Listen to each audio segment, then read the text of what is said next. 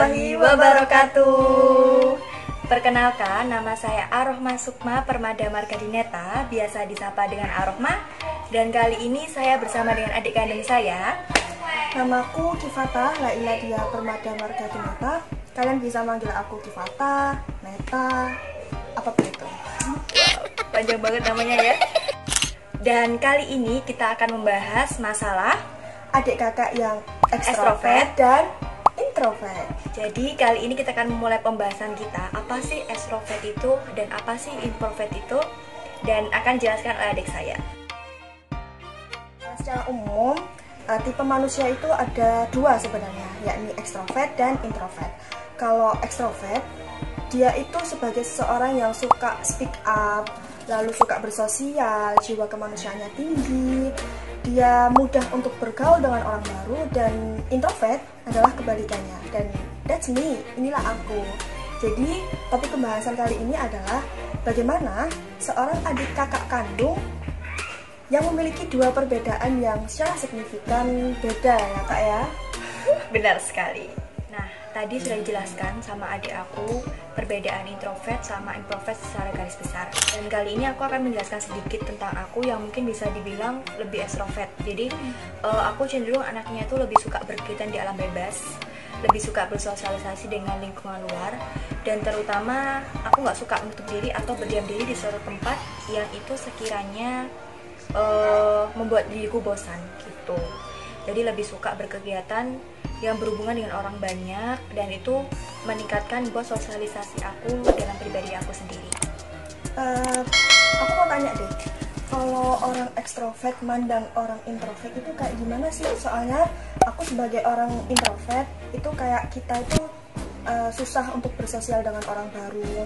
Kita bisa bersosial, tapi ketika kita berkenalan dengan orang baru itu kita memiliki rasa malu, kurang percaya diri, dan kita cenderung tidak suka untuk di keramaian. Nah, menurut orang-orang ekstrovert itu, apalagi sampai ini kan kakak saya gitu ya, terus ngelihat adiknya yang introvert itu gimana gitu?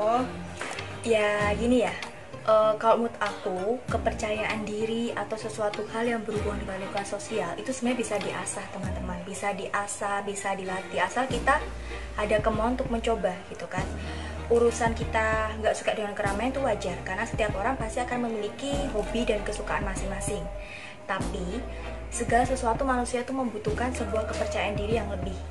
Dan mau nggak mau kita harus berusaha bagaimana cara kita untuk sosialisasi kita lebih ada gitu kan. Jadi contohnya mungkin secara garis besar aku mungkin pernah ya nyuruh kamu buat ayolah coba maju ke depan, berbicara di depan umum gitu kan. Nah, itu adalah salah satu cara buat mengembangkan cara kita supaya lebih ekstrovert seperti itu. Jadi kita nggak cenderung menutup diri kita sendiri. Terus aku sebagai kakak kamu ya yang cenderung lihat kamu itu cenderung introvert dan penutup diri, apa sih yang kamu rasakan kalau punya kakak seperti aku? Ada positif negatifnya sih teman-teman. Yang pertama, karena memang aku pada dasarnya adalah orang introvert, jadi seringkali aku malu untuk bercerita terhadap orang-orang yang tidak aku kenal.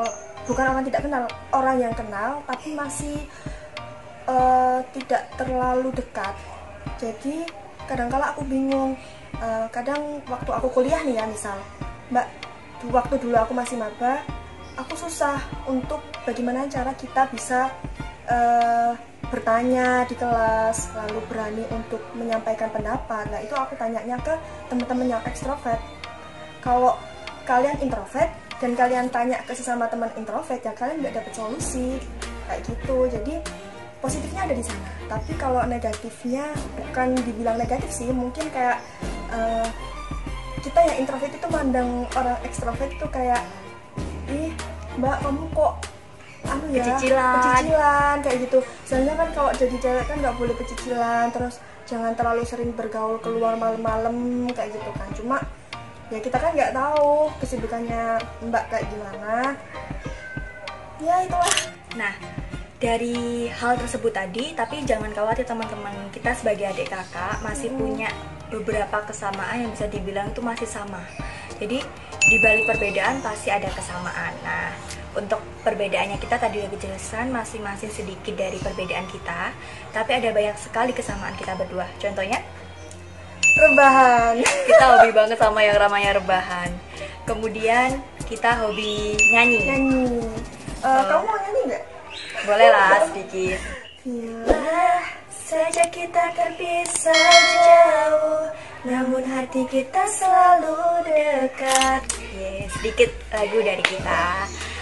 Kemudian kita berdua itu hobi masak. Ya. Hobi Hobi masak, tapi kebanyakan malesnya. Jadi yang masak ibu. Terus kita juga berdua itu hobi nulis.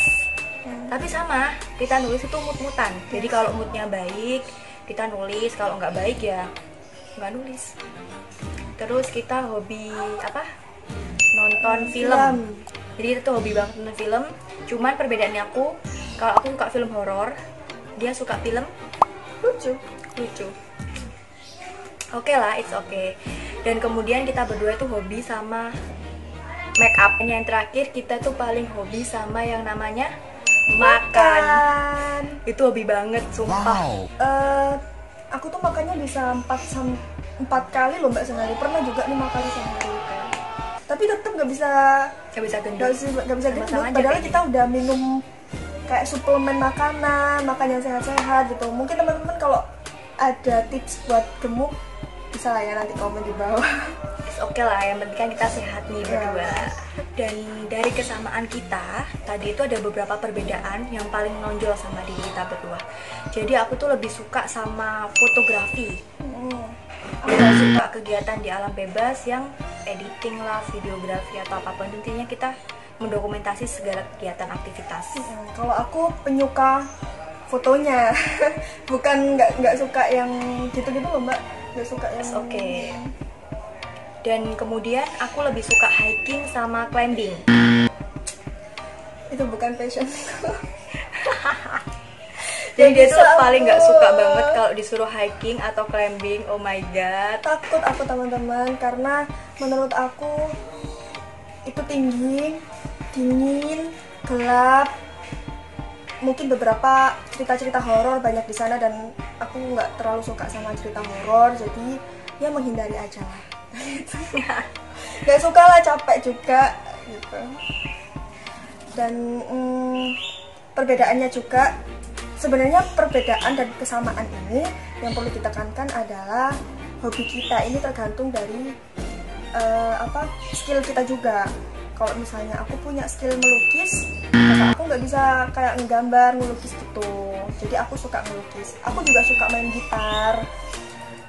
Sedangkan mbakku nggak bisa main gitar gitu. Jadi ini juga tergantung dengan skillnya kita. Dan sedikit cerita sih Mbak, aku pernah ke ini nih, ke air terjun di daerah mana ya, pokoknya acara kampus, dan itu kayak trekking, apa itu namanya, trekking? Yes, ya, nanjak turun di hutan yang sampingnya kayak jurang-jurang gitu. Kakiku tuh udah kayak gemetar, kram, dan aku nggak mau mengulanginya lagi. Meskipun view-nya sangat indah, tapi menurutku aku takut banget udah. Tapi nggak nyesel kan dengan view itu? Nggak tahu. Oke lah, jadi itu sedikit perbedaan dan kesamaan kita. Jadi banyak sekali ya perbedaan dan kesamaan kita. Ya, jadi inti dari video ini adalah ketika saya dan kakak saya ini kan adik kakak kandung. Kita sudah menyampaikan kita punya perbedaan dan kesamaan dari segi sifat, hobi, dan lain sebagainya.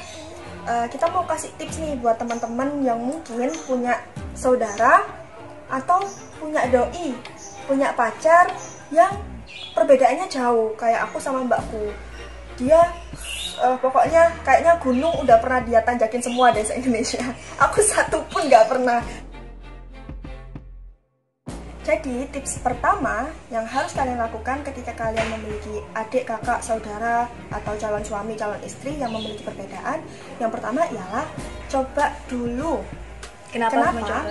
Karena orang yang tidak suka durian nggak akan pernah bisa tahu rasanya duluan kalau nggak pernah mencobanya. Gitu kan? Benar.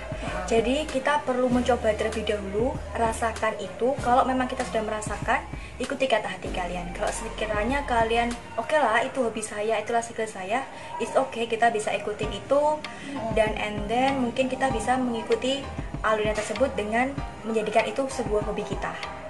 Dan kemudian yang kedua, tidak memaksakan diri untuk mengikuti hal yang telah kita rasakan tapi tidak kita sukai. Kayak contohnya, misal aku nggak suka ke gunung tapi aku pengen nyoba sekali aja, dan setelah aku merasakan ternyata itu bukan passion aku, dan hanya untuk menyenangkan orang tersebut, kita tidak boleh untuk memaksakan diri kita yang tidak suka menjadi seolah-olah suka, karena itu nanti akan menyakiti diri kita sendiri sih. benar sekali. Jadi beban. Intinya kita harus berusaha, ini kunci poin yang ketiga, kita harus berusaha untuk jadi diri kita sendiri. Kenapa?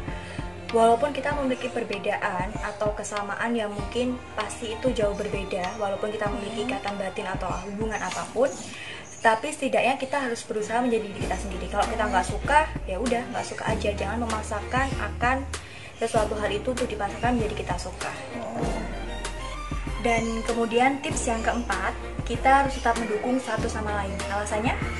Karena walaupun kita tidak suka dengan sifat yang berbeda atau hobi yang berbeda, tapi setidaknya dengan kita mendukung atau memberikan semangat, ada rasa yang tersampaikan di sana walaupun raga kita tidak bersama. Kayak misal Mbak Sukma ini suka ke gunung, sedangkan aku nggak suka, ya aku tetap support dia buat ke gunung walaupun raga aku nggak di samping dia, nggak ada di dekat dia untuk sama-sama naik gunung, tapi rasa itu tetap ada di sana. Jadi bisa dibilang tetap harus ada ikatan batin lah atau ikatan hati.